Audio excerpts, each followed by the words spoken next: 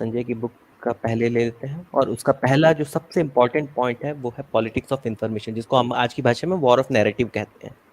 हम्म, और इसका मतलब क्या है, ये बहुत पुराने ज़माने से चलता आ रहा है, पर्टिकुलरली प्रिंटिंग प्रेस के आने के बाद ये बहुत ज़्यादा पावरफुल हो जाता है कि पॉलिटिक्स ऑफ इंफॉर्मेशन है क्या, कि वो एक फ्रेमवर्क है जिसके अंदर जिनके पास पावर होती है वो ये डिसाइड करते हैं कि इंफॉर्मेशन क्या चीज़ है, कैसे उसको गैदर करना है, कैसे उसको कैटेगराइज करना है, क्या चीज़ सही इंफॉर्मेशन है, क्या चीज़ सही इंफॉर्मेशन नहीं है, उसको डिसाइड करना, कौन इंफॉर्मेशन जनरेट करेगा और क्यों उसका यूज़ होगा, ये सारे फैसले लेना जिस हम्म, पावर के हाथ में होता है, वो जिस तरीके से ये सारे फैसले लेती है उसको हम लोग कंप्लीटली वॉर ऑफ नैरेटिव के या पॉलिटिक्स ऑफ इंफॉर्मेशन के फ्रेमवर्क में डाल लेते हैं।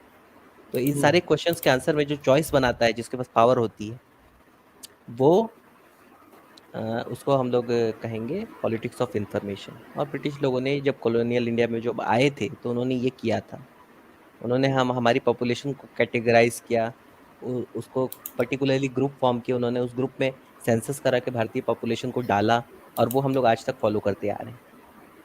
और ऐसी चीज़ें उन्होंने मैन्युफैक्चर कर ली जो सोसाइटी में थी नहीं उस समय, तो इस बुक में बहुत अच्छे से कवर है। तो ये मैं फ्रेमवर्क बता रहा हूँ आपको, जो पॉलिटिक्स ऑफ इंफॉर्मेशन का, कि जिनके पास पावर होती है वो ये फैसला करते हैं कि इंफॉर्मेशन क्या होगी, कैसे उसको जनरेट करना है, यानी उसका सोर्स क्या होगा इंफॉर्मेशन का, क्या सही है इंफॉर्मेशन क्या नहीं है, ये डिसाइड करने का फैसला कौन करेगा वो भी, और इस इंफॉर्मेशन का क्या यूज़ करना है। ये सारे के सारे जो क्वेश्चंस का आंसर है, जो चॉइसेस है, वो पॉलिटिक्स ऑफ इंफॉर्मेशन है। तो ये 3 फैक्टर बताते हैं संजय, 3 फैक्टर इसमें हम्म, इंपॉर्टेंट हो जाते हैं, पावर, टेक्नोलॉजी और सिंप्लीफिकेशन। तो पावर तो आप सिंपली समझ सकते हैं कि जिसके पास पावर होगी वो ये हम्म, डिसाइड कर सकता है, सत्ता, आप सीधे सीधे कह सकते हैं जनरल टर्म्स में। तो वो डिसाइड कर देते हैं कि कौन इन्फॉर्मेशन को कैटेगराइज करेगा, कैसे उसका कैटेगरी का नेम होगा। ऑब्वियस सी बात है, अगर आप पॉपुलेशन में कोई कैटेगरी को अगर हम ओबीसी क्लास देना चाहें तो वो स्टेट उसको देती है, रिकॉग्नाइज करती है। तो ये उस तरह से देख सकते हैं, right. Level of information technology बहुत इंपॉर्टेंट है, कि किस तरह से हम्म, आप इंफॉर्मेशन गैदर करते हैं, उसको मैनेज करते हैं, वो सारी चीज़ें वो इम्पोर्टेंट हो जाती है।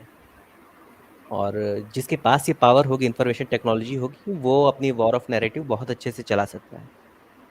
ब्रिटिश आए थे हम्म, इंडिया में तो उनके पास अच्छी खासी ये प्रिंटिंग प्रेस वगैरह की पावर टेक्नोलॉजी थी, और यहाँ वाले लोगों के पास में वो सब था नहीं।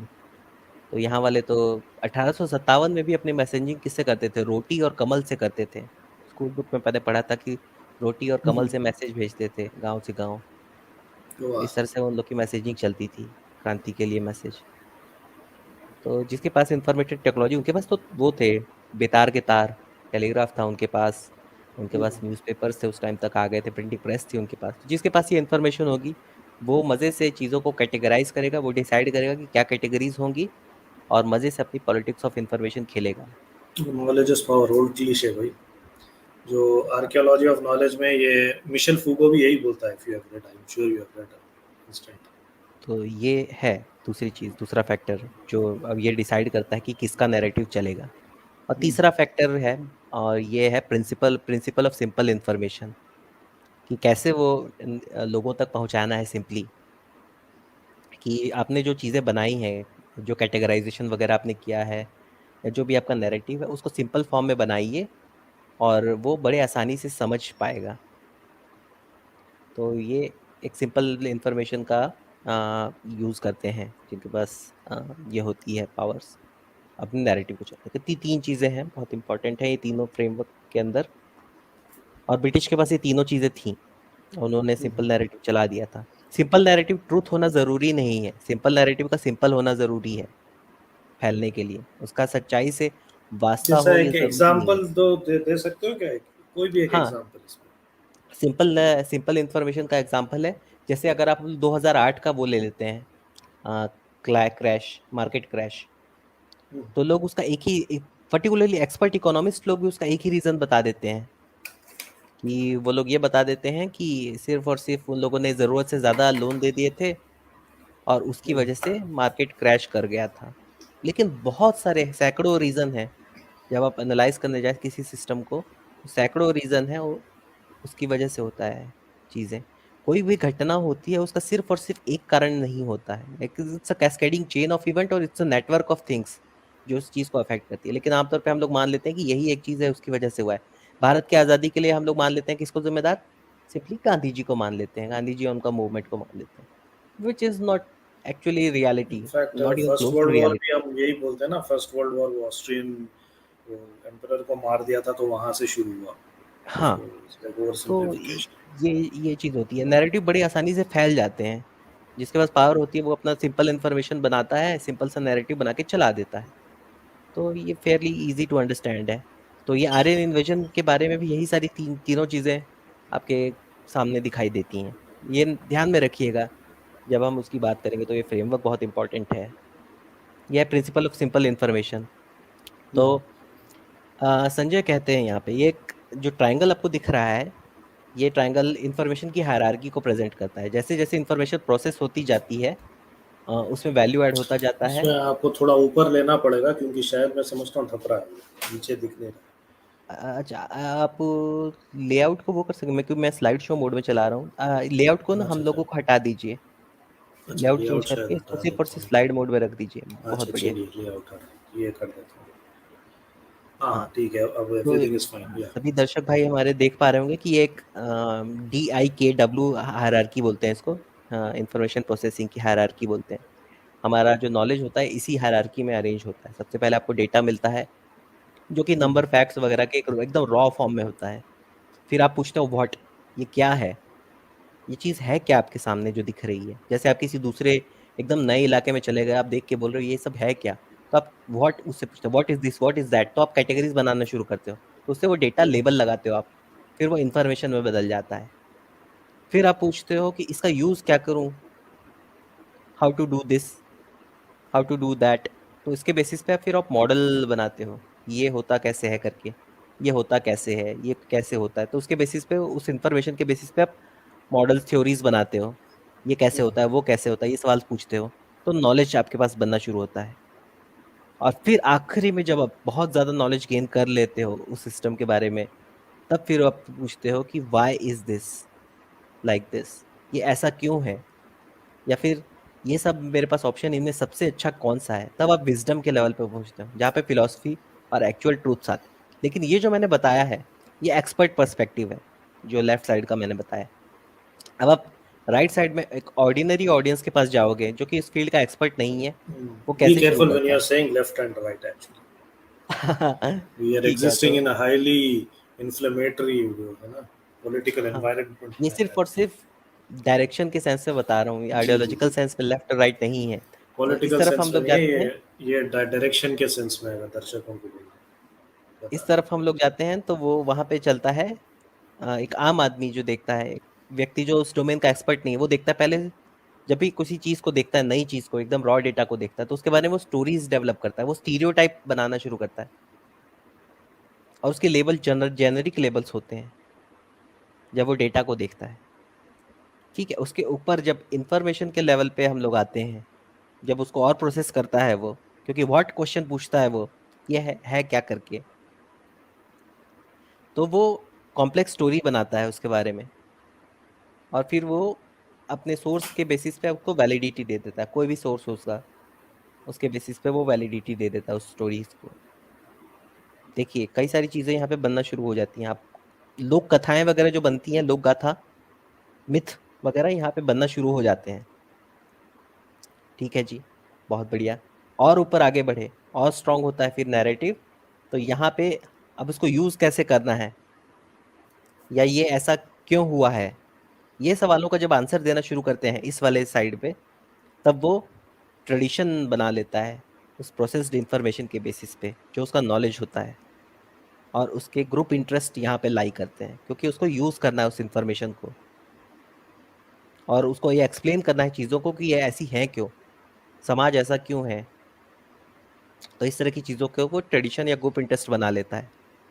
सबसे ऊपर के लेवल पे, विजडम के लेवल पे, यहाँ पे कुछ ज़्यादा आंसर्स नहीं है कि क्यों ऐसा है, या क्या सबसे अच्छा है। इस लेवल पे डाउट आ जाता है सिंपल इन्फॉर्मेशन के लिए। लेकिन ये सिंपल इन्फॉर्मेशन पर्सपेक्टिव बहुत कॉमन है। तो ये हमें ध्यान में रखना होगा।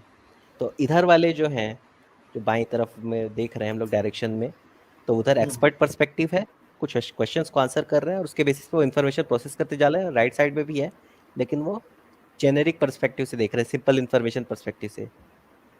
तो वहाँ पे वो स्टोरीज बना रहे हैं, उसके बाद और कॉम्प्लेक्स स्टोरीज बना रहे हैं, मिथ बना रहे हैं, वहाँ से ट्रेडिशन, ग्रुप इंटरेस्ट वगैरह बनते जा रहे हैं, ग्रुप आइडेंटिटीज बन रही हैं। आखिरी लेवल पे डाउट है, लेकिन ये कॉमन स्टोरी है, सबसे ज़्यादा पॉपुलर हमें दिखता है चीज़ों के बारे में, तो वो सिंपल इन्फॉर्मेशन पर्सपेक्टिव होता है। आर्यन इन्वेजन थ्योरी भी इसी के अंतर आती है। जिस तरह से हम लोग उसको समझते हैं, देखते हैं, या जिसका पॉलिटिकल यूज होता है, वो सिंपल इन्फॉर्मेशन पर्सपेक्टिव है।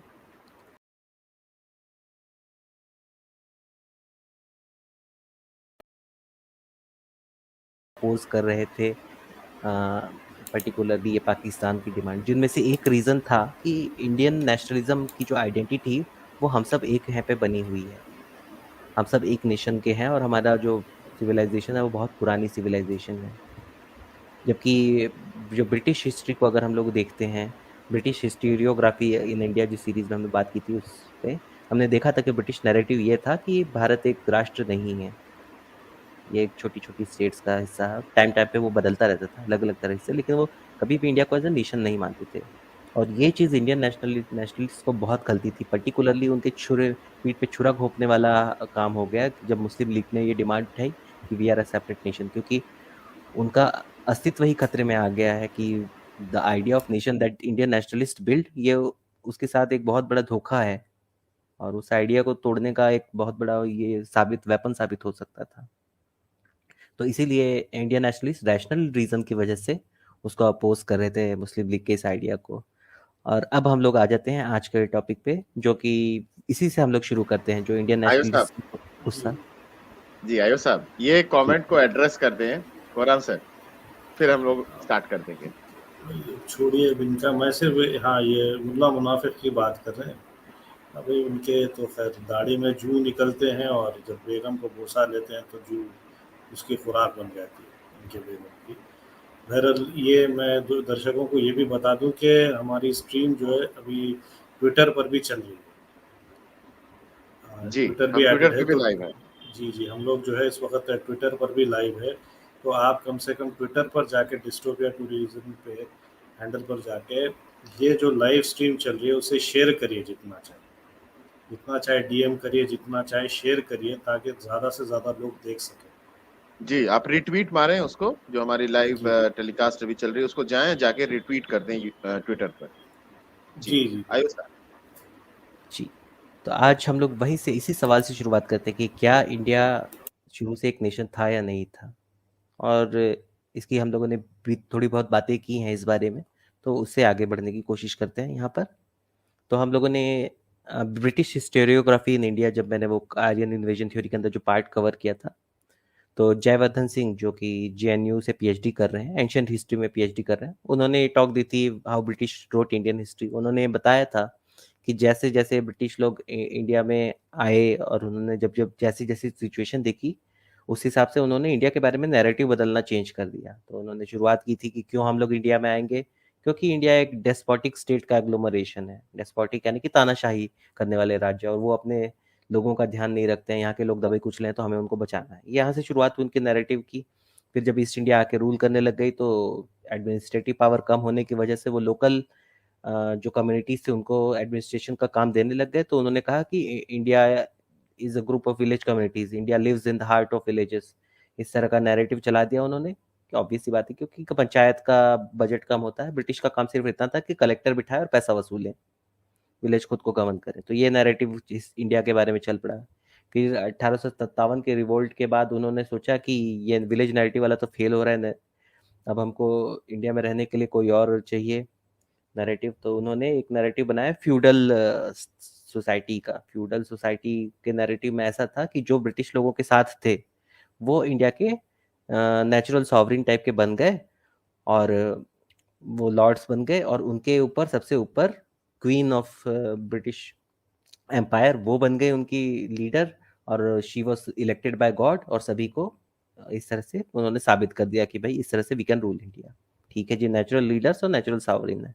तो इस तरह से वो इंडिया की हिस्ट्री का नैरेटिव बदल गया। फिर अर्ली 20th सेंचुरी में जब कांग्रेस बन गई थी 1885 के बाद, तो उन्होंने ये नया नैरेटिव बनाना शुरू किया इंडियन नेशनलिज्म के, कि we are a complete society, we are a long civilization with a long history, we have our independent identity, we are not a feudal society, we are not village communities, we are not despotic states, we have a glorious past। जब उन्होंने ये कहना चालू किया तब British वाले लोगों ने नया नैरेटिव बना दिया कि there is nothing called India, हमने इंडिया को बनाया है, उन्होंने ये कहना शुरू कर दिया है और तरह तरह की चीजें। और उन्होंने पैरेलल में कांग्रेस के ऊपर अटैक करना शुरू किया। कांग्रेस और जो इंडियन नेशनल मूवमेंट के बाकी काफी सारे लीडर, जो पर्टिकुलरली महाराष्ट्र के पुणे के आसपास रहने वाले इलाके के चित्पावन ब्राह्मण, वहां के से आए हुए लीडर्स, जिनमें सावरकर आ सकते हैं, गोखले, तिलक वगैरह, बहुत सारे लीडर्स थे, वो उस पर्टिकुलर कम्युनिटी के ऊपर उन्होंने एक खास अटैक किया और उनको छवि को बर्बाद करने की कोशिश की उन्होंने,